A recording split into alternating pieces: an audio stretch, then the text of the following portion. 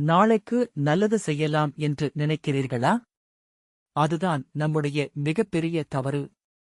அதிகாரம் 4 அரண் வலியுறுத்தல்.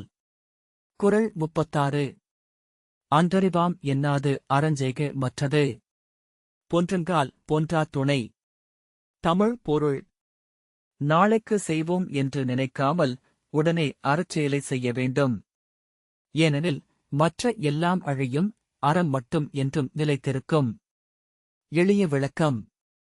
நாம் பல நேரங்களில் நல்ல விஷயங்களை பிறகு செய்வோம் என்று தள்ளிப் போடுகிறோம். ஆனால் வாழ்க்கை உறுதி இல்லாதது. அறம் மட்டும்தான் நம்மோடு இறக்கும் வரை அல்ல, இறந்த பிறகும் நம்மை உயர்த்தும். உதாரணக் கதை. ஒரு கிராமத்தில் ராமு என்ற மனிதர் இருந்தார். அவர் எப்போதும் ஏழைகளுக்கு உதவ வேண்டும் என்று நினைப்பார். ஆனால் இன்னும் கொஞ்சம் சம்பாதித்த பிறகு உதவுவேன் என்று தள்ளிப் போடுவார். ஒரு நாள் திடீரென அவருக்கு கடுமையான நோய் வந்தது. அப்போதுதான் அவர் உணர்ந்தார், நான் உதவ வேண்டும் என்று நினைத்தது எல்லாம் நினைவாகவே போய்விட்டது. இந்தக் கதையின் பொருள்.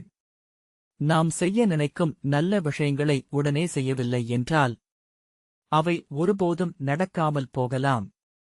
ஊக்க உரை. நல்லதை செய்ய சரியான நேரம் என்று ஒன்றில்லை. இப்போதுதான் சரியான நேரம். நிஜ வாழ்க்கை சம்பவம். ஒரு ஆசிரியர் ஒரு ஏழை மாணவனுக்கு உடனே உதவி செய்தார். அந்த உதவி காரணமாக அந்த மாணவன் உயர்ந்து பெரிய அதிகாரியாக ஆனார். பின்னர் ஆயிரக்கணக்கான மக்களுக்கு உதவி செய்தார். ஒரு சிறிய அறச்செயல் கூட பெரிய மாற்றத்தை உருவாக்கும். நகைச்சுவை உதாரணக் கதை. ஒரு மனிதன் தினமும் சொல்லுவான், நாளை முதல் நான் நல்லவன் ஆகிறேன். அடுத்த நாள் வந்ததும், இன்று கொஞ்சம் வேலை அதிகம், நாளை முதல் கண்டிப்பாக.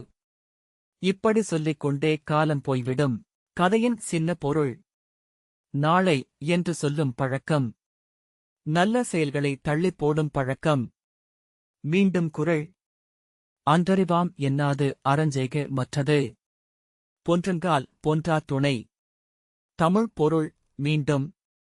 நாளைக்கு என்று நினைக்காமல் அறத்தை உடனே செய்ய வேண்டும். அது மட்டும்தான் அழியாத துணை. எண்டிங். அடுத்த குறளில் சந்திப்போம். நன்றி. இந்த மாதிரி தினமும் ஒரு திருக்குறள் விளக்கம் பார்க்க கீழே இருக்கும் சப்ஸ்கிரைப் பட்டனை அழுத்துங்கள்.